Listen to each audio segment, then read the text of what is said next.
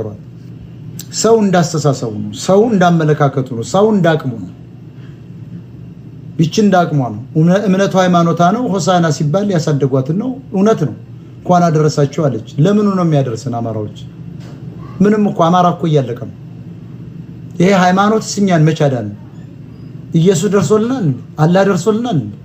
ወደ ፖለቲካው አትበል። ፖለቲካው እኮ ሃይማኖት ነው የገደለ። አንተ ደንቆሮ ውጣ ከዚህ። ፖለቲካ እኮ ነው ይሄ። አውቄ ነው ያስገባዋል። ብዙ ትምህርት ይማርባታል ሰው።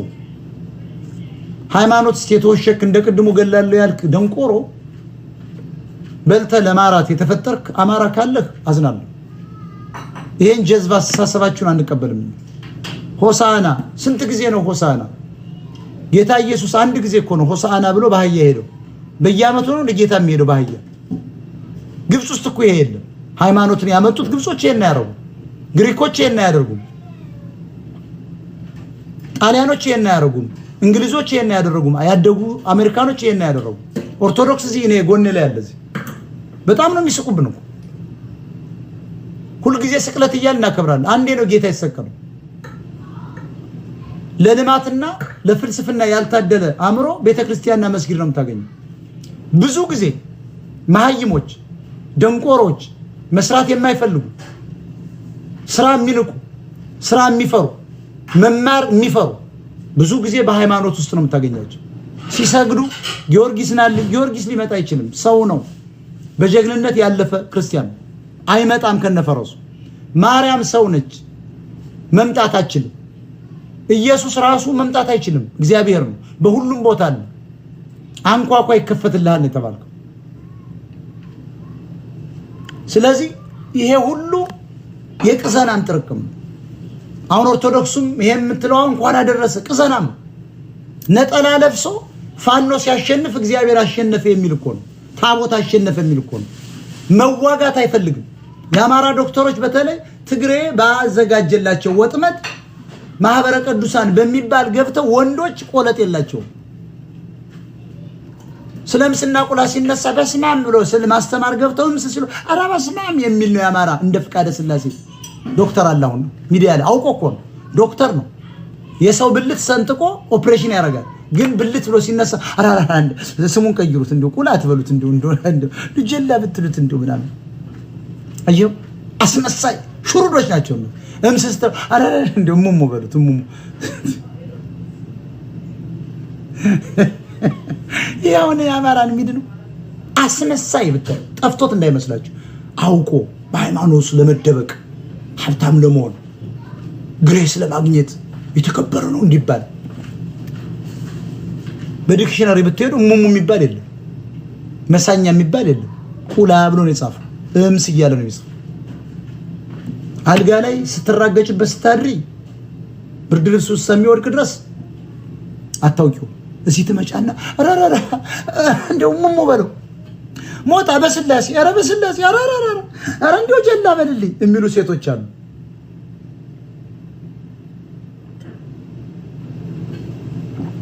እንደው ብልት ይባልልን። አማራ አስመሳይ እኮ ነው። ራሱ ቋንቋውን አውጥቶት ዲክሽነሪ ላይ ቁጭ ብሏል።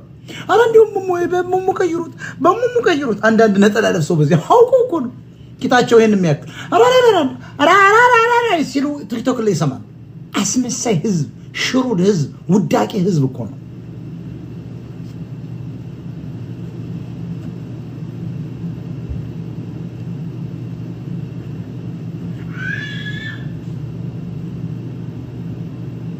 ስለዚህ የአማራ ውድመት ነበር ጦርነቱ። አሁንም ከዚህ በፊትም ያለው ጦርነት ውድመቱ የአማራ ነበር።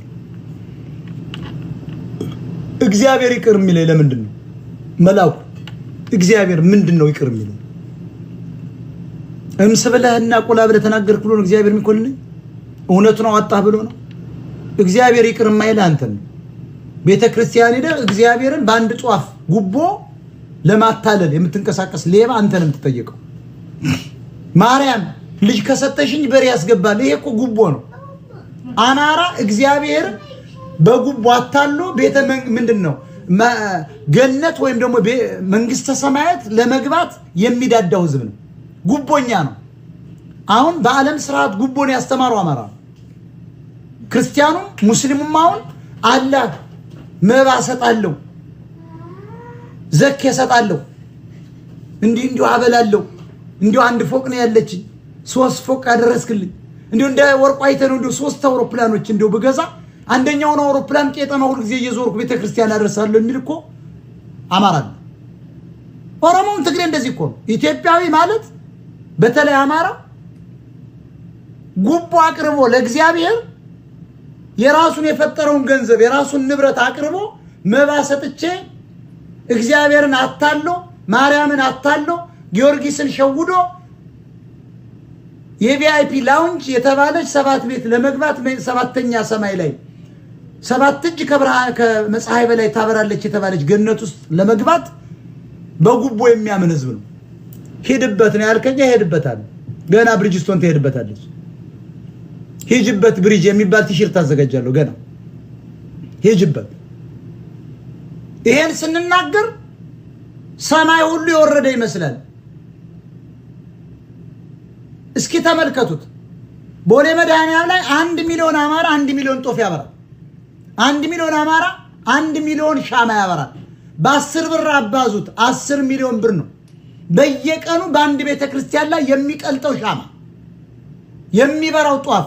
ዘመነኞች ግን አሜሪካኖች ግን ውስኪ እንኳን ሲያቀርቡ ለበርዝዴይ ሃፒ በርዝዴይ እየተባለ ጭፈራ ቤት ገብታውን ለማክበር አይታቸው ከሆነ ሆ ሲሉ አንዳንድ ደደቦች ፍንጥቅጥቅጥቅ እያለ ሁልጊዜ ወጭ የሚያስወጣቸውን ይዘው ቦግ ያደርጋሉ።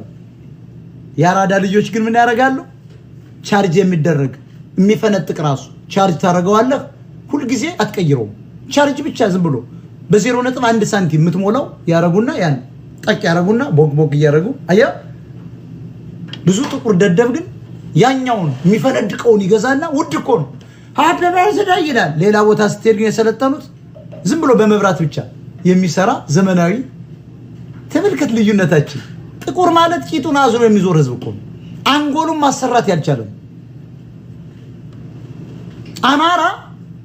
እውነቱን ልንገራችሁ፣ እግዚአብሔርን አምላኩን አላህን አልማይቲ ጋድን በጉቦ አታሎ ጀነት ወይ ገነት ለመግባት የሚያስብ ሙስሊሙ 76 ድንግል የሚጠብቅ ክርስቲያኑ ደግሞ ጠቅላላ ቀንና ሌሊቱ የማይታወቅበት የበራች እግዚአብሔርን ብቻ እያመሰገነ ለመኖር የሚያልማት ጋር የሚያስብ ደንቆሮ ነው። ጅላጅል ብያለሁ።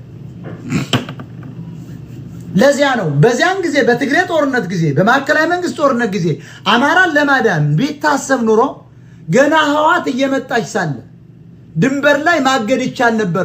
ድሮኑን ደብረ ብርሃን ላይ እና ወሎ ላይ ከመጣል ገና ሲመጡ አብይ አህመድ መጣል ይችል ነበር። ግን አላማቸው ኦሮሞዎች ሁለቱን ህዝቦች እያጋጩ የአማራ ክልል ትግሬ እንግዲህ ጀግና ነው። ጦርነቱን ያደረገው አማራ ክልል ላይ ነው። ፋኖስ ጦርነቱን ያደረገው ራሱ ክልል ላይ ነው። ትግሬስ የራሱ ክልል አውጥቶ ጀግኖች እስከ ሸዋ መጡ። ተመልከት። ትግሬ ፖለቲካና አማራና ትግሬ የማይገናኝ ነው። ትግሬ ረሃብ አስተምሮታል። ትግሬ ችግር አስተምሮታል።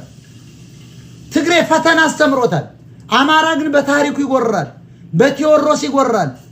የታሰረ ጥጃ የተማረከ በሬ የማይመልስ ጎጃሜ በላይ ዘለቀ ይባላል። የአባቱን ደም ሄዶ መመለስ የማይችል ጎንደሬ ቴዎድሮስ ይባላል።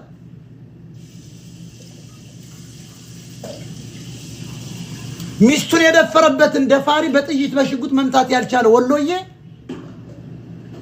የንጉስ ሚካኤል የኦሮሞ ነው ባይዘው የንጉስ ሚካኤል ልጅ ነኝ ይላል።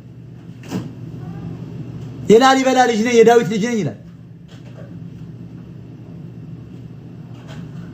የሰፈሩን የቤቱን አጥር በርግጫ ብሎ ንዶበት የሄደን ጎረቤቱን ያላጠቃ አማራ ኮሪደር ልማት እያለ የሚያፈርስበትን ሽመልስን ያልመታ አማራ ሸዋዬ ወይም አዲስ አበባ የምኒልክ ልጅ የሚዶረር ዝም ብሎ ያለ አቅሙ እንደ ጥጃ የሚነፋ ሆዱን ተራራ አስመስሎ ይሄን ቁርጥና ድራፍት እየጠጣ የሚሄድ ውዳቂ ህዝብ ነው።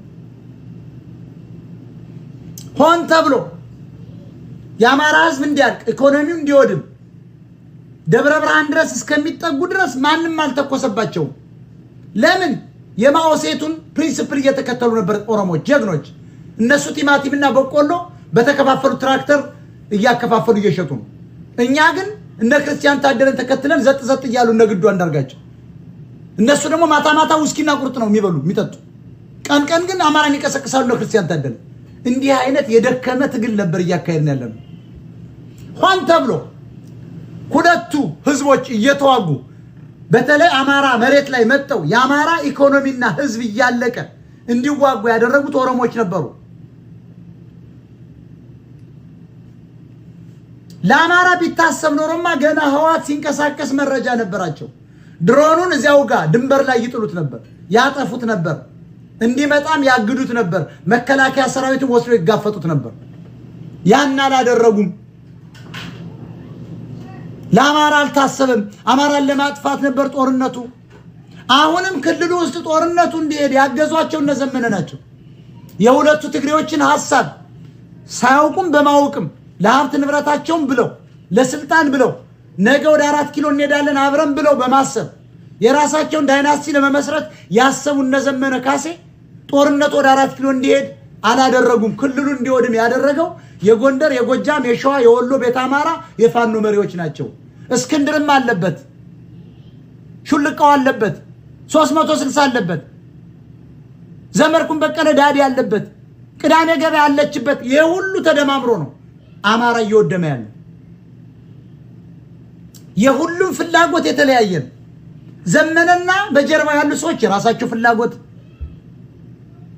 ሀብታሙ ተገኝ የራሱ ፍላጎት፣ ነጋሽ አምሳሉ የራሱ ፍላጎት፣ ሻለቃ ዳዊት የራሱ ፍላጎት፣ ምሬ ወዳጁ የራሱ ፍላጎት፣ ባየቀናው የራሱ ፍላጎት፣ መሳፍንት የራሱ ፍላጎት፣ መከታውና እስክንድር የራሳቸው ፍላጎት፣ 360 የራሳቸው ፍላጎት፣ መረጃ ቲቪ ኦሮሞና የደቡብ ቲቪ የጴንጤዎች ቲቪ የራሳቸው ፍላጎት፣ የአማራ ዲያስፖራ ለራሱ ፍላጎት።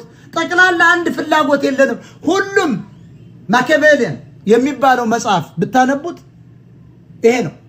ሁሉንም ዲሲቭ አድርገው ለየራሳቸው ዓላማ ለማዋል የተጠቀሙበት የአማራ ትግል ነው እያየን ያለ ነው። አስረግጠን እየነገርነው ነው። ቫሚት እስከሚያደርገው እየነገርነው ነው። ለአማራ ታሪካዊ ጠላቶች እየነገርናቸው እየተዝረከረኩ ነው። አማራ ደግሞ እየሰማን ነው፣ እየተከተለን ነው።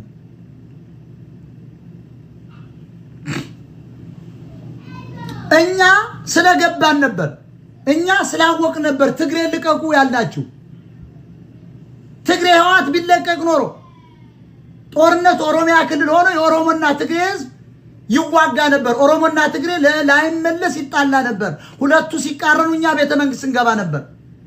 የኦሮሞ እልቂት ይጨምር ነበር። የኦሮሞ ልማት ይወድም ነበር። ሁለቱ ህዝቦች ላይመለሱ ይጣሉ ነበር። ጊዜያዊ የስልጣን ጥም ስለነበረባቸው፣ ጊዜያዊ የኢኮኖሚ ችግር ስለነበረባቸው ሁለቱ ሲጣሉ የኦሮሚያ ክልል ይወድም ነበር። ትራክተርና ውሃ ፓምፐር እየተከፋፈለ ያለማው ልማት ሁሉ ይመታ ነበር። ትግሬ እያሳደደ ኦሮሞን ቂጡን ይሸጉርለት ነበር። ብሎክ አርጉት የሚሳደበው የሸርሙጣ ልጅማ አንተ ነህ። እኔ ሸርሙጣ አላሳደገኝም። ባይዘው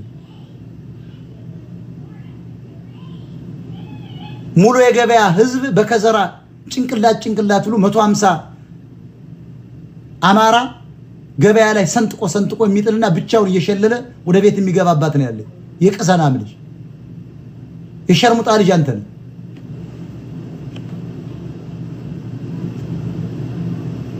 ቀሰና መጣ ደግሞ ይሳደባል። ችግር ስለተገለጠብህ ነው። ፍላጎት ስለተመታ ነው። በቀቀን በጎጃም የተደበክ ሌላ ነገድ፣ በኦሮሞ በጎንደር የተደበክ ሌላ ነገድ፣ በወሎ በሸዋ በአዲስ አበባ እኔ አማራ ነኝ እያላችሁ የአማራ ፋኖ ይዛችሁ ምዞራላችሁ እኮ ሶሻል ሚዲያ ላይ። አማራ ለሚሰድበኝ አንተ ሸርሙጣ ልጅ ወዲ ሸርሙጣ ትላለህ። አማራ አንተ ነህ ወዲ ሸርሙጣ። ሰሜነኞችን እኛ እናቃችሁ። የኦሮሞን መንግስት ለመንጠቅ እኮ ቂጥ ሽጣችሁ የመጣችሁ ናችሁ እናንተ።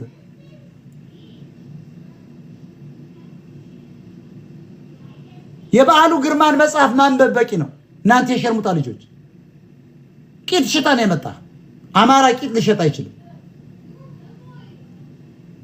ዛሬ ግን ቂጧን ምሸጥ አማራ ካለች የኢኮኖሚ ችግር ስለደረሰባት በራሷ ችግር ነው ቂጧን ምሸጥ የራስሽ ጉዳይ ስንነግራት ማሰማ 500 ሺህ እኮ በዓለም ላይ ለግርድና የሚሸጥ ህዝብ እኮ በዓለም ላይ የለም ሶማሌዎች አልተሸጡ መንግስት የሌላቸው አማራ ነው ኦሮሞና ትግሬዎች በየአመቱ 500 ሺህ ገረድ ለአረብ ሀገር የቤት ጥበቃና ልቅለቃ መስተዋት መወሎል ሩዝ መቀቀል ሽንኩርት መክተፍ የሚላኩ አማራዎች ናቸው ከዚህ ህዝብ መወለድ ማፈር ነው